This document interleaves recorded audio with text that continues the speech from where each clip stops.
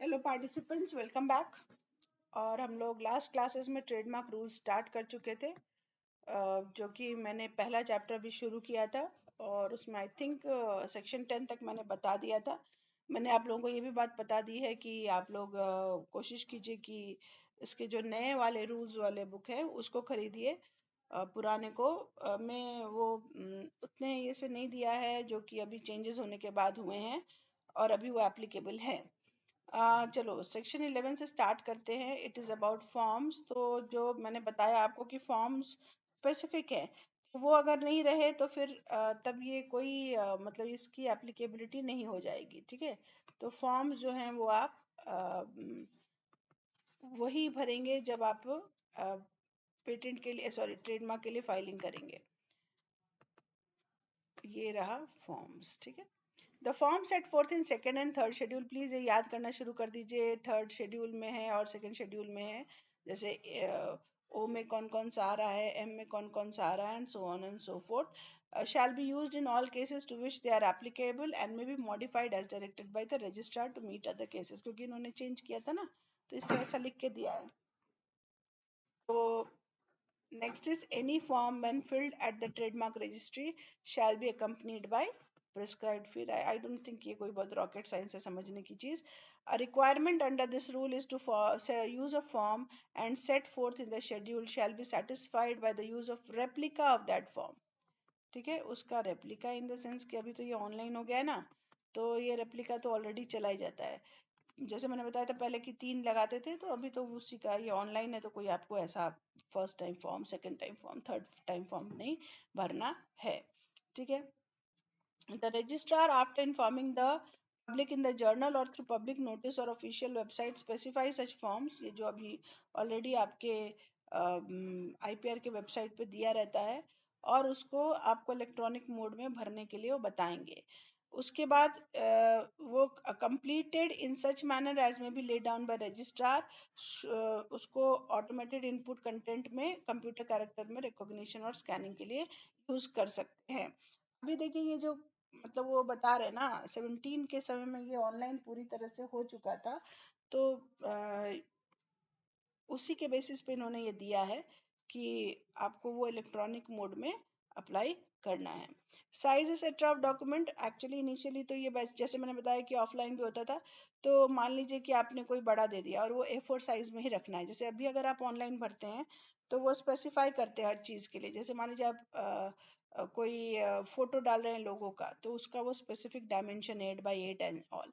तो ये चीजें जो है वो मान लीजिए आपने ज्यादा बड़ा दे दिया जब आप ऑफलाइन मोड में जमा कर रहे हैं, तो फिर वो उसको उसी मोड में करेंगे जो कि इलेक्ट्रॉनिक मोड में एक्सेप्टेड है, और उसके बाद वो उसको पब्लिश करेंगे। This is what it is trying to से।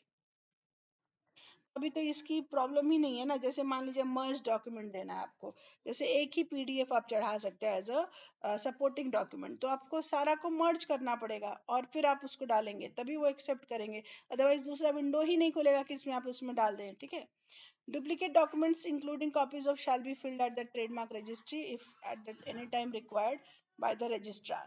The registrar may after informing the public in journal alter the size। जैसे मैंने अभी बताया कि इलेक्ट्रॉनिक मोड के लिए कंपैटिबल होते हुए वो चेंजेस कर सकते हैं। ठीक है, registrar may after informing the public in journal permit the filing of application, statements, notices or other documents by electronic mode।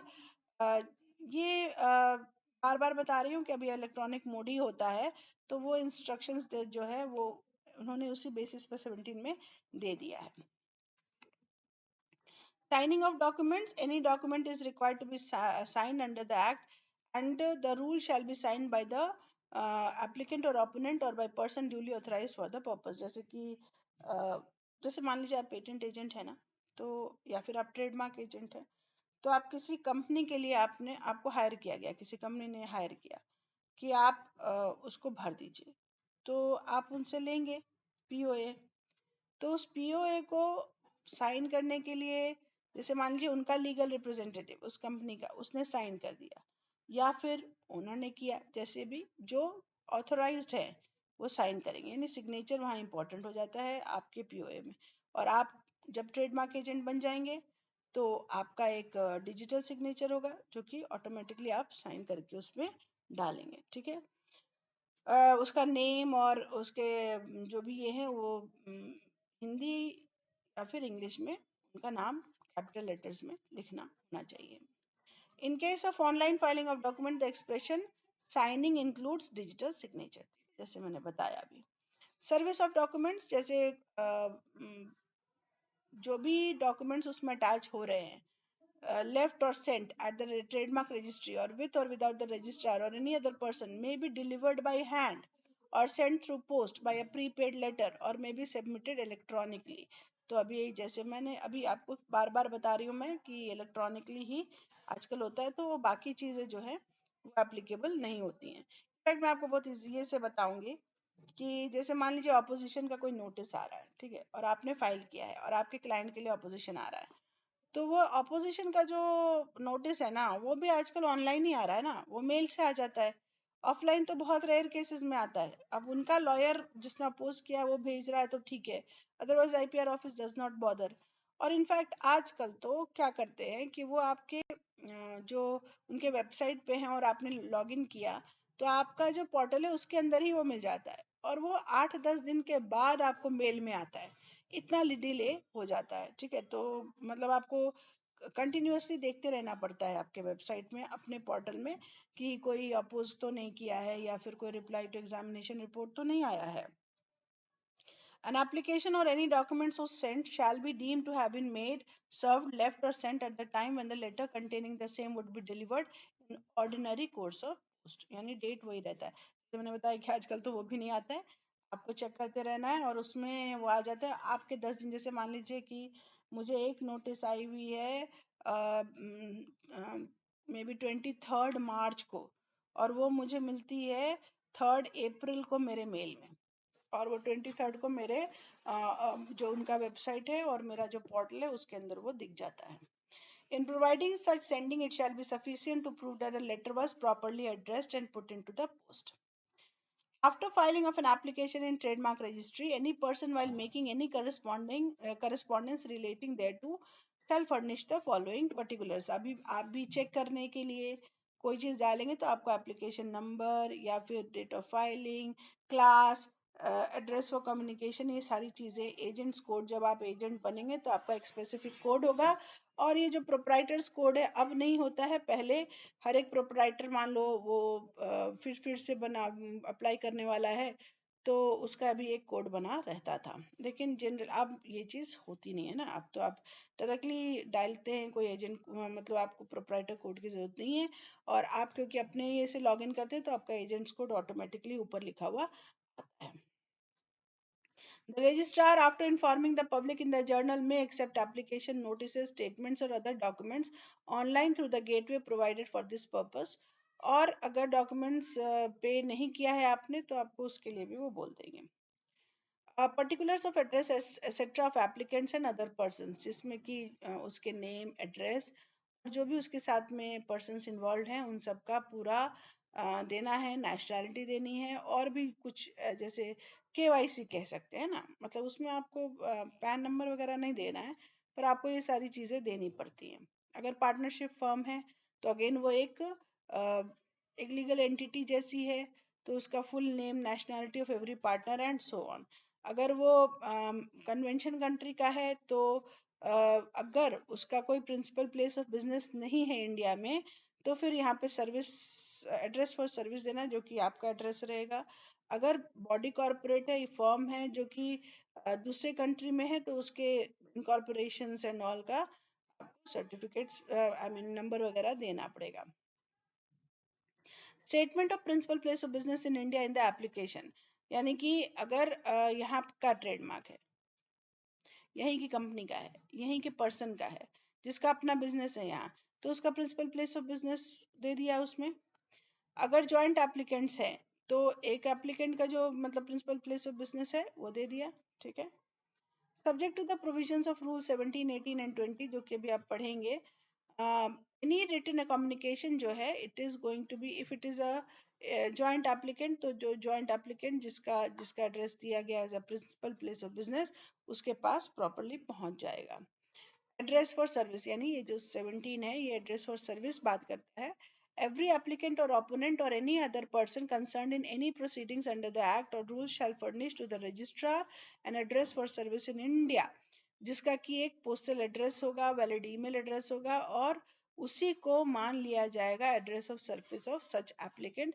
या मान लीजिए आपने अपोज किया है तो अपोनेंट का भी address of service in India होना चाहिए. मोबाइल नंबर भी आपका इंडिया का होना चाहिए. उसको उसके पास गया हुआ यानी एड्रेस ऑफ सर्विस पे गया हुआ चीज जो है उसको मान लिया जाएगा कि वो उसी उसी पर भेजना है और वो एक प्रॉपर एड्रेस है. Unless an address for service in India is required under subsection 1, जो भी आप पढ़े, the registrar shall be under no obligation to send any notice that may be required by the act or the rules, and no subsequent order, decisions and proceedings shall be called in question on ground of any lack or non-service of notice. तो ये नहीं पहुंचा या नहीं आया ये सब चीजें इनमें नहीं चलेंगी, क्योंकि जैसे मैंने कहा कि आजकल मेल में आ जाता है, आपको मैसेजेस भी आते हैं एक्चुअली. कभी कभी मैसेजेस नहीं भी आते but most of the times messages आ भी जाते हैं. Service of documents by the registrar, उस जो भी एप्लीकेशन हुआ या फिर आपने अपोजिशन किया या फिर जो बाकी चीजें रजिस्टर्ड ट्रेडमार्क में be served bye the registrar by leaving them at or sending them by post to the address for service of the party concerned, या फिर email communication के साथ भी उनको भेज देते हैं. Any communication or document so sent shall be deemed to have been served at the time when the letter containing the same would be delivered in the ordinary course of post at the time of sending the email.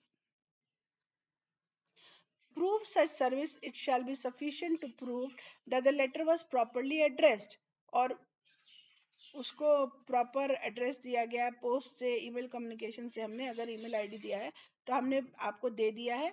ये चीज आपको सिर्फ बता देनी है कि भाई आप पोस्ट का आप दिखा दो कि जो वो नंबर वगैरह होता है ना जैसे इंडिया पोस्ट का, वो दे दिया कि भाई हमने इस एड्रेस पर इसको भेज दिया, या फिर मेल में दिखा दो कि हमने इस मेल में इसको कम्युनिकेशन भेज दिया.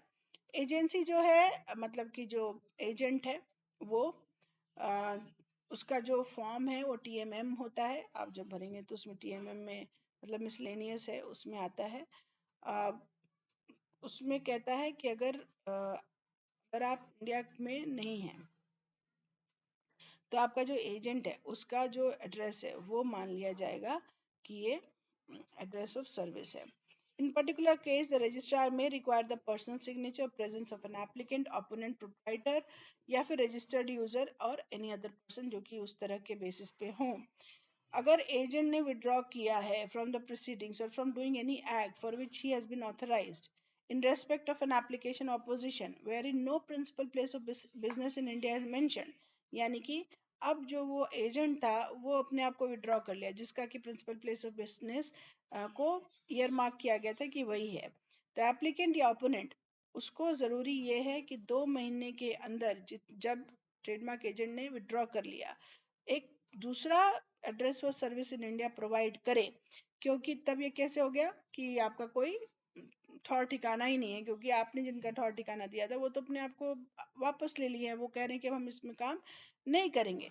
और अगर आपने 2 महीने के अंदर दूसरा एड्रेस ऑफ सर्विस नहीं दिया तो फिर मान लिया जाएगा कि वो अबैंडन्ड एप्लीकेशन है.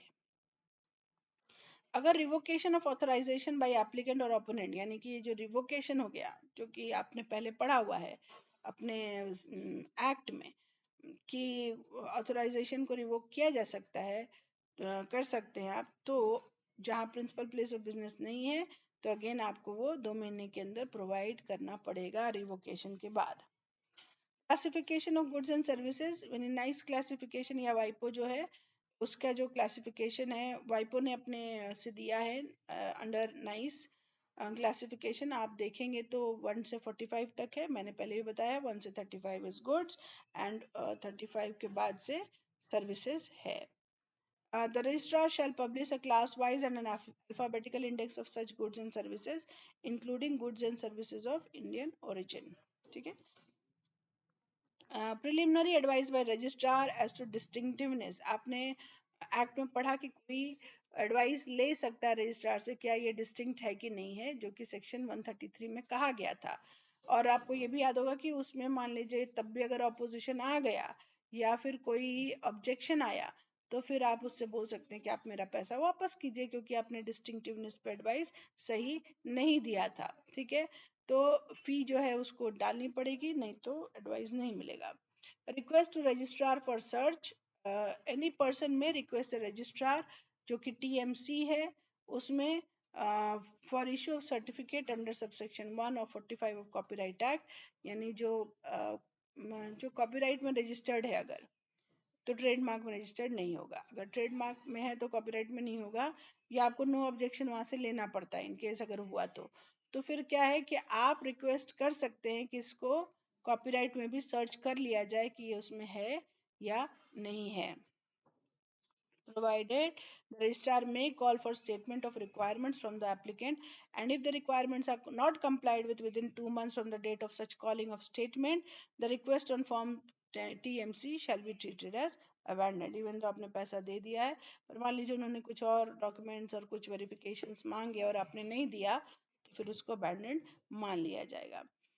he may cancel the certificate जो कि इशू किया गया हो after giving notice and stating the grounds on which the registrar proposes to cancel the certificate and after providing reasonable opportunity of being heard। क्योंकि natural justice system तो है, इसमें आपको दोनों पार्टी को सुनना चाहिए, तो उनका बात आप सुनेंगे और तभी उसके बाद ये डिसीजन रजिस्ट्रार ले सकता है। 7 डेज के अंदर जो है वो कर सकता है, लेकिन फीस जो है वो ज्यादा लग जाती है ना, इससे जो नॉर्मल होता है एक्सपीडिएटेड सर्च के लिए। ठीक है, before amending the request in TMC as the case में भी, क्योंकि भी मैंने ऊपर पढ़ा बताया आपको, non compliance of the statement of requireds when called for the registrar shall provide an opportunity of being heard in the matter. तो here we finish of chapter 1। we'll start with chapter 2 next class में। procedure for registration of trademark application, यानी process क्या है, आपको flow chart basis पे process तो पता है, तो अब उसको फॉर्म्स के थ्रू हम लोग ये बात समझ जाएंगे। Okay, thank you.